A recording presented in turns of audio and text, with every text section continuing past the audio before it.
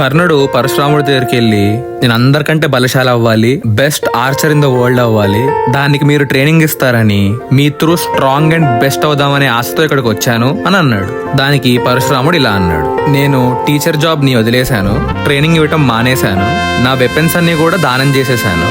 కానీ నీ ఆరా చూస్తుంటే, నీ ఫేస్ లో నేర్చుకోవాలనే కసి చూస్తుంటే నాకు మళ్ళీ నీకు ట్రైనింగ్ ఇవ్వాలని ఉంది. నువ్వు బ్రాహ్మణుడు అయితే చెప్పు, వెంటనే ట్రైనింగ్ మొదలు పెడదాం అని అన్నాడు. అప్పుడు కర్ణుడి మైండ్ లో అతను పడ్డ అవమానాలు, అతనికి అయిన రిజెక్షన్స్ అన్నీ తిరిగి, ఇంకా అతనికి పరశురాముడు కాకపోతే ఇంకెవ్వరూ ట్రైనింగ్ ఇవ్వలేరు, అతను బెస్ట్ అవ్వలేడు అని నమ్మి, అవును నేను బ్రాహ్మణుడినే అని అబద్ధం ఆడాడు.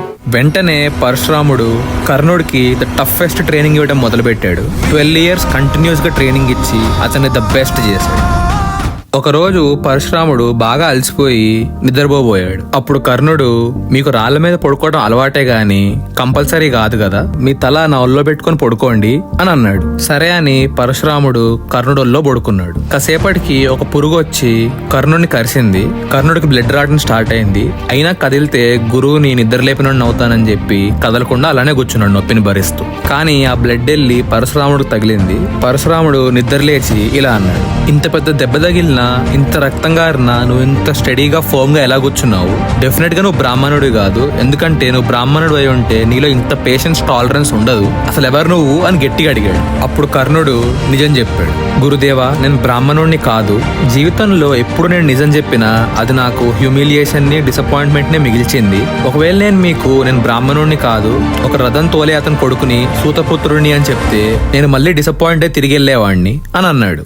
అప్పుడు పరశురాముడు చాలా బాధతో ఇలా అన్నాడు, కర్ణ ఎందుకింత పెద్ద తప్పు చేశావు? నువ్వు వచ్చిన రోజే నీ బాధ చెప్పుంటే, నీ హ్యూమిలియేషన్ గురించి చెప్పుంటే, నిన్ను నాకు తెలిసిన టీచర్స్ లో బెస్ట్ టీచర్ దగ్గర పంపించేవాడిని ట్రైనింగ్ కోసం. నేను ఏ క్యాస్ట్ కి, ఏ కమ్యూనిటీకి అగేన్స్ట్ కాదు, నేను కొన్ని రీజన్స్ వల్ల జస్ట్ బ్రాహ్మణులకే ట్రైనింగ్ ఇస్తాను అని చెప్పి ప్రామిస్ చేసుకున్నాను. సో ఇప్పుడు నువ్వు తప్పు చేసావు కాబట్టి ఇది గుర్తుపెట్టుకో, నీ జీవితంలో ఒక్క పాయింట్ వస్తుంది, అది నీ జీవితంలో బిగ్గెస్ట్ టెస్ట్ అవుతుంది. కరెక్ట్ గా ద మోస్ట్ ఇంపార్టెంట్ టైంలో, నీకు కావాల్సిన టైంలో నీ విద్య నీకు తోడునివ్వదు, నువ్వు నేర్చుకున్నంతా మర్చిపోతావు, నువ్వు ఎంత కాన్సన్ట్రేట్ చేసినా నీ నాలెడ్జ్ నీకు గుర్తురాదు.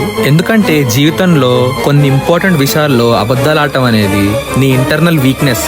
సో ప్రపంచంలో ఎట్లాంటి ఎడ్యుకేషన్ అయినా ఇట్లాంటి వీక్నెస్ కి బెనిఫిట్స్ ఇవ్వదు. ఎలాంటి ఎడ్యుకేషన్ అయినా ఒక అబద్ధంతో స్టార్ట్ చేసినా, అబద్ధంతో కంటిన్యూ చేసినా, టెంపరీగా నీకు ఆ బెనిఫిట్స్ ఉన్నా పర్మనెంట్ గా బెనిఫిట్స్ నీకు రావు. సో ఇప్పుడు నేను నీకు చెప్పింది ఒక శాపంలా కంటే కూడా ట్రూత్ ఆఫ్ లైఫ్ లా గుర్తుపెట్టుకో అని అన్నాడు. అప్పుడు కర్ణుడు ఇలా అన్నాడు, గురుదేవా దేవుడు ఏ క్యాస్ట్ ని గాని, రిలీజియన్ గాని దృష్టిలో పెట్టుకొని పార్షాలిటీ గాని, డిస్క్రిమినేషన్ గాని చేయడనే విషయం realise అవ్వలేకపోయాను.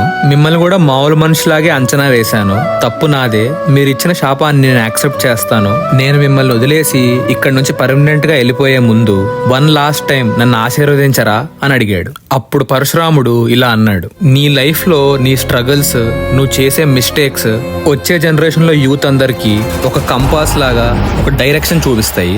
You will be remembered for your struggle and your journey of struggle will be remembered అని ఆశీర్వదించి అక్కడి నుంచి వెళ్ళిపోయాడు. అలా కర్ణుడు అక్కడి నుంచి పరశురాముడి ట్రైనింగ్ ఇంకా అతను ఇచ్చిన విజయధనస్సు తీసుకొని తన నెక్స్ట్ జర్నీకి బయలుదేరాడు.